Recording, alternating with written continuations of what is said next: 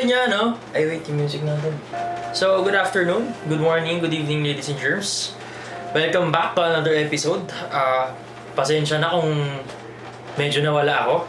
Or nawala talaga ako for the past 13-14 months. Bakit? Wala eh. Nag-beach out ako sa mga sa mga pangyayari. I used my circumstances that is not within my control. Kaya, yun. I used it as a reason to not do this. Kasi napansin ko na wala namang pera dito. Yun yung ko, sabi ko. Kaya na di ako kumikita, alam viewers. Tapos, eto, ngayon, kanina lang mga 3 hours, 4 hours ago, kinausap ako ng mentor ko. Tapos, during that discussion, kasi yung mga 1 hour 30 minutes lang yung meeting namin, Diyos ko, ano pala na yun? Yan! Tapos yung background music natin, Spotify na lang. Tinatamad ako eh. Clutch lang to. Kasi natauhan talaga ako kanina dun sa conversation namin. And ang pinaka-tumatak sa akin, no? Is yung yung reading ng books. Sabi niya sa akin, reading books can be sign of... Ano ba yun? Reading books can be sign of... That you had procrastination. Bakit? Paano ko nasabi?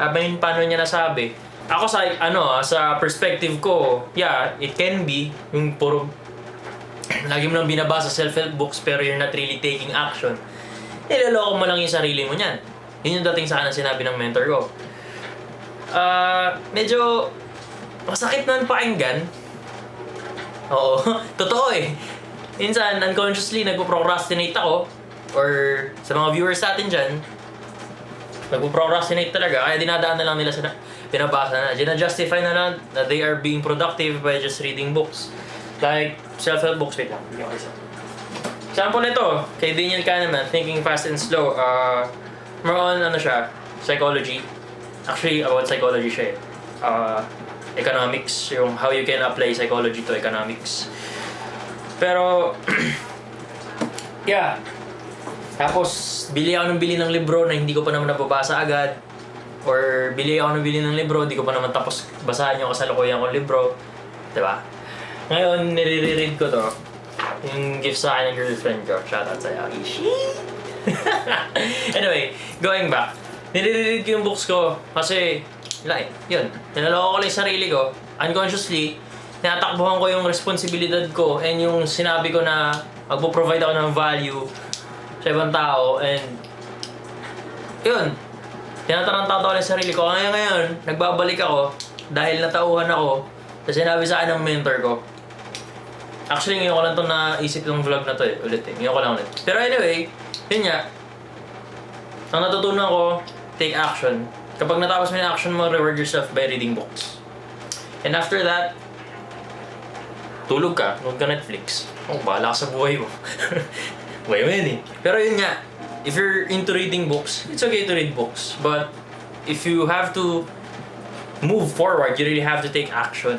And during the course of taking action, you also have to, apply what you read. If it's a self-help book, or in my case, Marcus Aurelius. Yun. So, yeah. Clutch lang na video to. And i-restructure ko yung YouTube, itong channel na to. Kasi, yun nga, napag-iwanan, pabayaan yung profile picture, napabayaan yung banner, pabayaan yung sistema ng uploading, di ba? Apakagaling. Yun. So, I don't know what lies ahead, but I just want to produce 1-2 videos per week so that I can give value. I can continue giving value to other people to you viewers. Tapos yun, shoutout sa Spotify. Ito muna background music natin. Clutch lang to eh. Sige na. See you sa next video. And like, comment, share, subscribe. Papakita mo ba sa jowa mo, kaibigan mo? Ikaw, bahala ka. Pero kung mapapakita mo, maraming salamat. Kung hindi mo mapapakita at nanood ka pa rin, maraming salamat pa rin. Bye-bye!